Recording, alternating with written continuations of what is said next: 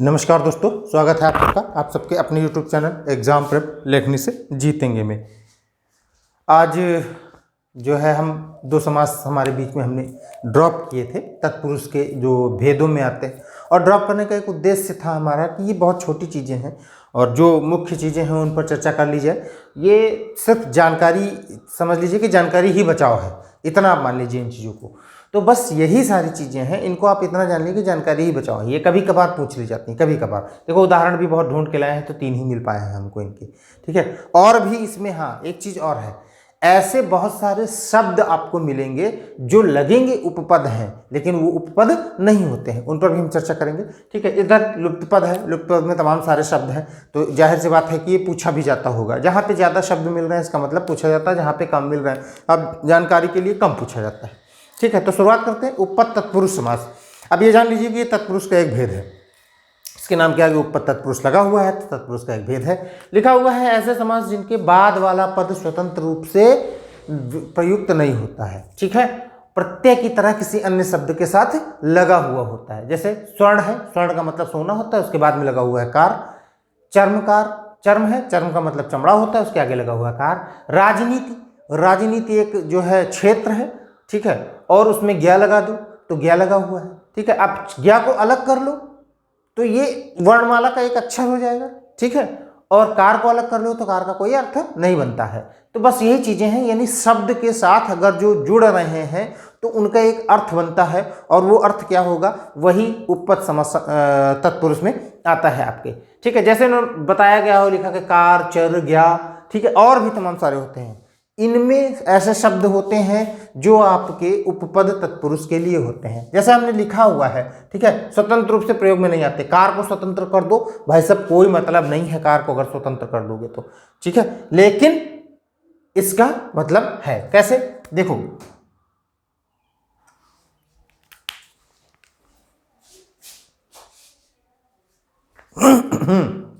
थोड़ा सा मुझे लगा था टेक्निकल फॉल्ट चल रही है, इसलिए मैं जो है वीडियो से आउट हो गया था।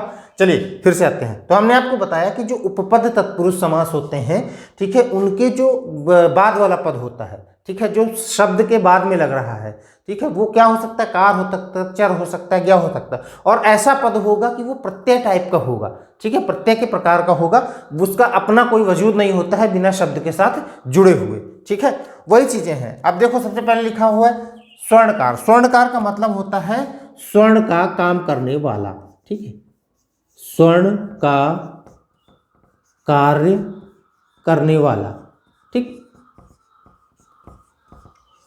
अब सोने का जो काम कर रहा है उसे स्वर्णकार कहा जाता है, यानी सोनार कहा जाता है, ठीक है। चर्मकार, चर्मकार में भी वही हो गया, चर्म यानी चमड़े का कार्य करने वाला, उसको क्या कहेंगे हम, चर्मकार कहेंगे, ठीक है। ऐसे ही किसी और शब्द के साथ जो अगर जो जुड़ जाए कार, तो वो हो जाता है आपका उपपद। लेकिन याद रखिएगा इस चीज को, उसका अर्थ जो है भिन्न नहीं होना चाहिए, ठीक है। अभी इसमें हम जैसे चर शब्द है, ठीक है, चर हम आपको जोड़ देते हैं। जैसे लिखा हुआ है नभचर, ठीक, नभचर। नभचर का मतलब होता है नभ में विचरण करने वाला, उसको नभचर कहा जा सकता है। अब अगर जो नभ में विचरण करने वाला है, ठीक है, तो वो कहाँ आ जाएगा, उपपद में। लेकिन अगर नभचर की बात कर देंगे, ये शब्द आपसे ले लिया गया, यही पूछ लिया गया, तो ये क्या हो जाएगा, बहुव्रीहि हो जाएगा। क्यों बहुव्रीहि हो जाएगा, क्योंकि नभचर का मतलब क्या होता है, नभचर का मतलब होता है पक्षी, है ना। तो आप समझिएगा, अगर नभचर आपसे पूछ लिया जाए कि नभ में विचरण करने वाला, तो वो क्या हो जाएगा, उपपद तत्पुरुष हो जाएगा, ठीक है। तब आप नीचे नभचर में लगा सकते हैं कि नभ में विचरण करने वाला। अब अगर तो आपसे पूछ लिया जाए कि नभचर में कौन सा समास है, तो नभचर में फिर बहुव्रीहि समास हो जाएगा। जो आप समझने की कोशिश करिए, अगर हम सिर्फ नभचर कह रहे हैं तो बहुव्रीहि समास हो जाएगा। नभ में विचरण करने वाला, तो नभ में तो बहुत लोग विचरण करते हैं, पक्षी थोड़ी करते हैं, आदमी भी करने लगा है आजकल, तो आसमान में उड़ने लगा है, तमाम सारी चीजें है, पैराग्लाइडिंग वगैरह करते हो तो नभ में ही तो विचरण कर रहे हो, ये हवाई जहाज के साथ जा रहे हो तो नभ में ही तो विचरण कर रहे हो, तो वो कहाँ पे आ जाएगा, उपपद में आ जाएगा। लेकिन सिर्फ नभचर की बात करें तो वो बहुव्रीहि में आ जाएगा। ऐसे ही राजनीतिज्ञ लिखा हुआ है, राजनीतिज्ञ का मतलब क्या होता है, राजनीति को जानने वाला, ठीक है, राजनीति को जानने वाला, है ना, जानने वाला। ठीक, अब देखो नभचर हम ले आए यहाँ पे। अभी अगर जो हम किसी और की बात कर लें, जैसे कि हम कर देते स्वर्ग। ठीक है, स्वर्ग का मतलब क्या होता है? ठीक, स्वयं का गमन करना, स्वयं का गमन करना, स्वयं का गमन करना, स्वयं गमन करना, स्वगमन करना या स्वयं गमन करना, जो भी कह सकते हो आप। तो अब ये क्या हो गया? स्वगमन करना, ये कहां पे आ गया? ये आपका उपपद में नहीं आएगा, ये कहां चला जाएगा? बहुव्रीहि में चला जाएगा। ऐसे जलज आ जाएगा आपको, और चर वाले और भी तमाम सारे होते हैं। ठीक है, रात्रिचर कह दो। ठीक है, तो रात्रिचर, रात्र में विचरण करने वाला। अगर रात्रि में विचरण करने वाले की बात हो जाएगी तब तो कहां पे आ जाएगा आपका? उपपद समास में आ जाएगा। रात्रिचर से चूंकि और कोई तीसरा पद नहीं बन रहा है, ठीक है, किसी का जो है पर्यायवाची नहीं निकल के आ रहा है, तो वो उपपद में ही रहेगा। लेकिन अगर नभचर की बात करेंगे तो नभचर खग विहग के लिए ही कहा जाता है, पक्षी के लिए ही कहा जाता है। तो इसलिए अगर नभचर है तो ये बहुव्रीहि में हो जाएगा। लेकिन नभ में विचरण करने वाला अगर है तो वो कहां पे हो जाएगा? उपपद तत्पुरुष समास में हो जाएगा। देखो सारी चीजें उसमें निकल के आ रही हैं। ऐसा समास जो स्वतंत्र रूप उससे जो है कार्य नहीं करता, जिसका बाद वाला पद, यानी अगर जो चर हटा दो, चर का कोई अर्थ नहीं बनता है। ठीक है, चर का मतलब विचरण करने वाला, लेकिन कहां अब पता नहीं। लेकिन ये किसी शब्द के साथ जुड़ेगा तभी इसका एक स्वतंत्र और अर्थ बनेगा।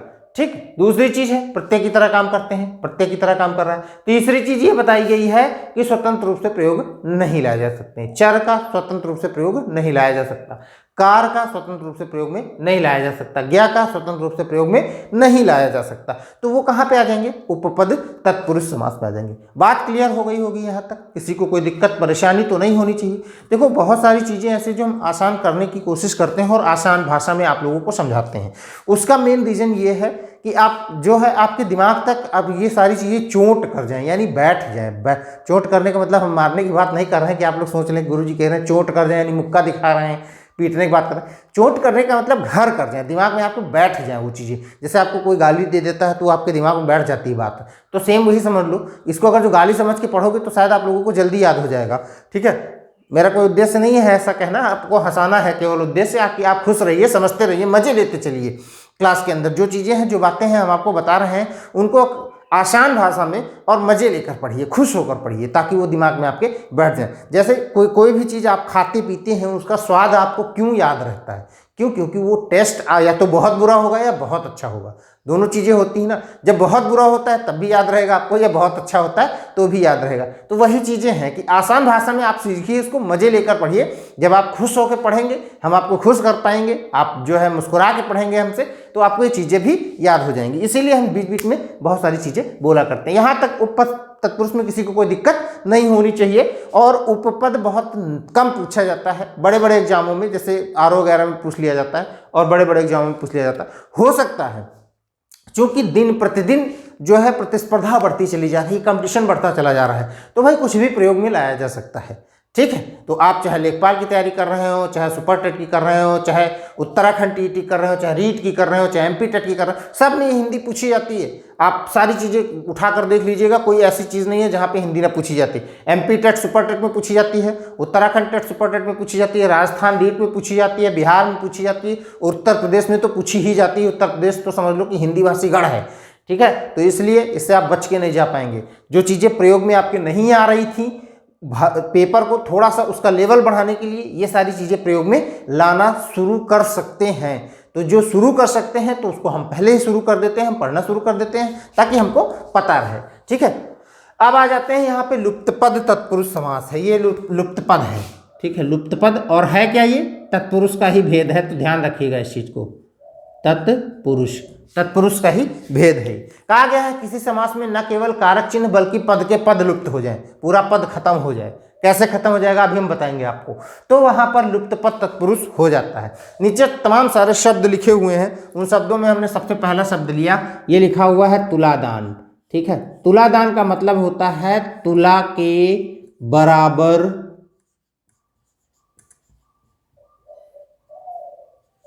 दान करना। अब लो भैया, तुला के बराबर जो दान कर दिया तो यहां पे सारा का सारा पद ही लुप्त हो गया ना। तुलादान खत्म मामला। तुला अलग हो गया, दान अलग हो गया, लेकिन तुला दान का मतलब क्या होता है? तुला के बराबर दान करना। तो यहाँ पर क्या हो? लुप्त पद, यानी पूरा का पूरा पद लुप्त हो जाएगा। इसको और भी अगर जो कह सकते हैं, ठीक है, इसको और डिस्क्राइब करना चाहे, और बड़ा करना चाहे, और सरल करना चाहे तो कर सकते हैं। जैसे मालगाड़ी। मालगाड़ी का मतलब अगर आसान भाषा में कहें तो माल ढोने वाली गाड़ी, ठीक है। इसको हम ये भी कह सकते हैं कि सामान ढोने वाली गाड़ी, यानी माल ढोने, माल ले जाने वाली गाड़ी, ठीक है। चाहे ढोना कह लो, ठीक है, ढोने वाली गाड़ी, ढा से ढक्कन, चाहे माल ढोने वाली गाड़ी कह लो, या माल ले जाने वाली गाड़ी कह लो, या सामान ढोने वाली गाड़ी कह लो, या सामान ले जाने वाली। देखो पूरे दोनों पद लुप्त हो गए, खत्म हो गया काम, कोई मतलब नहीं बचा हुआ है ना। माल का मतलब बचा हुआ है ना, गाड़ी का मतलब बचा हुआ है। और मेन मतलब किस चीज का है? सामान का। सामान को जो गाड़ी ले जाती है उसे मालगाड़ी कहते हैं, ठीक है। वन मानुष, यानी वन में रहने वाला, वन में रहने वाला क्या हो गया? वनमानुष हो गया। पर्णशाला, यानी पर्ण का मतलब क्या होता है? पर्ण का मतलब होता है घास, से बनी शाला,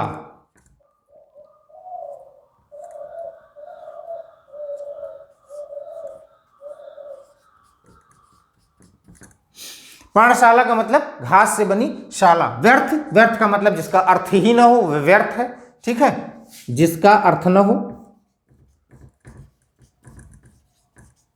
जिसका अर्थ न हो वो क्या है? व्यर्थ हो गया। जलकुंभी, यानी जल में उत्पन्न होने वाली कुंभी, एक प्रकार का जलीय पौधा होता है, ठीक है, जलकुंभी। उसी को क्या कर, तो कहां पर होता है? जल में उत्पन्न होता है। जल में उत्पन्न होने वाली कुंभी, ठीक है, उसको जलकुंभी कहा जाता है। मधुमक्खी, ठीक है, देखो मक्खी होती है और एक मधुमक्खी होती है। तो मधुमक्खी को अगर जो हम करेंगे तो ये क्या हो जाएगा? मधु को एकत्र करने वाली,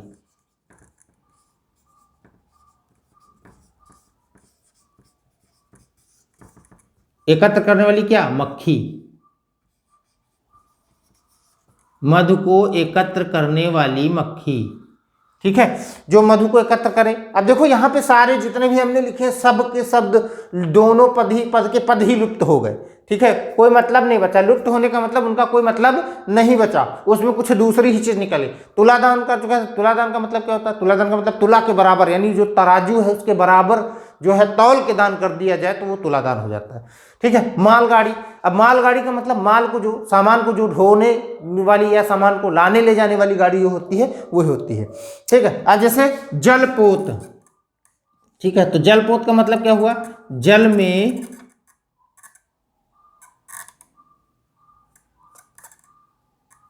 चलने वाला पोत, जल में चलने वाला पोत, ठीक है। ऐसे ही अश्रु गैस, ठीक है, अश्रु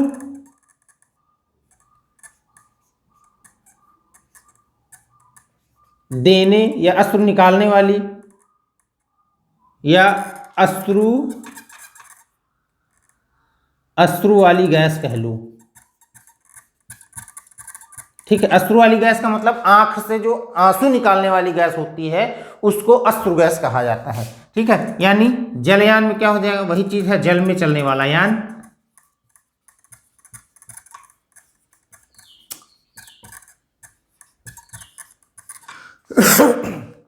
मतलब कारक चिन्ह तो छोड़ो, ठीक है, पूरे के पूरे पद के पद ही लुप्त हो गए। अब जैसे इसमें देखो कहा गया तुला के बराबर दान करना, यानी तुला के बराबर हटा दो, करना हटा दो, तुला और दान, पद पूरा पूरा के बराबर लुप्त हो गया, दान लुप्त हो गया।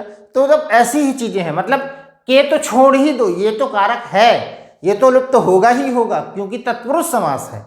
लेकिन तत्पुरुष समास में ये कह रहा है कि अगर जो पद के पद लुप्त हो जाए तो वो लुप्त तत्पुरुष समास हो जाता है। तो बस यही चीज है, बस समझने वाली बात है। यानी तुलादान की अगर जो बात करेंगे, या फिर जलपोत की बात करें, या अश्रुगैस की बात करें, या पर्णशाला की बात करें, तो ये सारे के सारे कौन से हैं समास हैं? तो ये सारे के सारे आपके लुप्त पद समास हैं, ठीक है, यहाँ तक किसी को कोई दिक्कत नहीं हुई होगी। छोटे छोटे 2-3 अपवाद हैं इसमें, बहुत बड़े नहीं हैं, बहुत छोटे छोटे हैं। उन पर हम अगली क्लास में, अगले वीडियो में आपसे चर्चा कर लेंगे। और ये मुझे पूरा विश्वास है कि आप लोगों को बहुत अच्छे से समझ में आया होगा। इनकेस अगर जो कोई भी समस्या है आपको, तो हम बार बार आपसे कहते हैं कि आप कमेंट बॉक्स में कमेंट करके हमें ज़रूर बताइएगा कि सर ये प्रॉब्लम है। ठीक है, तो अगले वीडियो में, और आपका अपना चैनल है, हम फिर मुलाकात करेंगे। लेखनी से जीतेंगे एग्जाम प्रेप, लेखनी से जीतेंगे। आप इसे लाइक, शेयर, सब्सक्राइब करते रहिएगा, प्यार, स्नेह, दुलार दिखाते रहिएगा। अगले वीडियो में फिर मुलाकात करेंगे, तब तक के लिए धन्यवाद।